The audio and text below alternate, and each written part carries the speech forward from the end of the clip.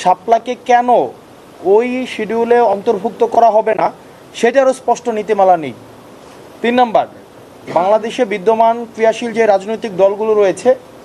তাদেরকে যে মার্কাগুলো দেওয়া হয়েছে বিভিন্ন সময়, কোন নীতিমালার ভিত্তিতে সেই মার্কাগুলো দেওয়া হয়েছে সেটারও কিন্তু কোনো স্পষ্ট নীতিমালা নেই। অর্থাৎ নির্বাচন কমিশন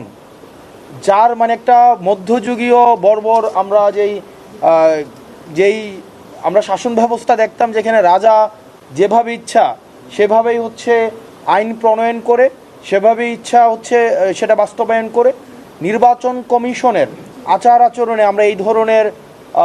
আমি বলছি না যে তারা এটা করছে বা তাদের ইচ্ছা আছে, বাট আমরা দেখছি মধ্যযুগীয় রাজা বাদশাদের আচরণের সাথে তাদের একটা সাদৃশ্য রয়েছে। এবং আমরা নির্বাচন কমিশনকে আমরা বারবার কিন্তু বলেছি যে একটা নির্বাচন কমিশন